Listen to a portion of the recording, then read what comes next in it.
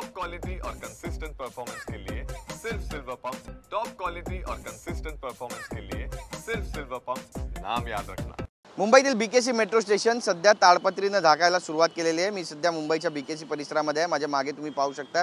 कुणाला वाटेल की हा एखादा मंडप आहे, मात्र हा मंडप नसून मेट्रो स्टेशन आहे। याचं काम अर्धवट झालेलं आहे, पूर्णत्वास येण्यास अजूनही वेळ आहे।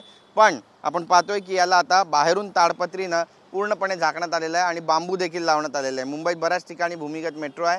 काही दिवसांपूर्वी मुंबईत झालेल्या मुसळधार पावसामुळे आचार्य अत्रे चौक स्टेशनमध्ये त्यासोबतच वरळी स्टेशनमध्ये मोठ्या प्रमाणावर पाणी शिरल्याची आपण दृश्य पाहिली होती। व्हिडिओ सुद्धा व्हायरल झाले होते आणि हेच कारण आहे की आता मुंबईतील जे बीकेसी स्टेशन आहे, ॲक्वा लाईन 3 आपण ज्याला म्हणतो, त्या ठिकाणी A4 ची जी एंट्री आहे त्याच्या अगदी बाजूलाच लागून असलेला जे काम सुरू आहे मेट्रोचं, त्या ठिकाणी आता ताडपत्रीचा वापर करून हा संपूर्ण जे स्ट्रक्चर आहे ते झाकण्यात आलेलं आहे। सध्या मेट्रोचं काम प्रगतीपथावर आहे, त्यामुळे अचानक होणाऱ्या पावसानं मेट्रो स्थानकात पाणी शिरते।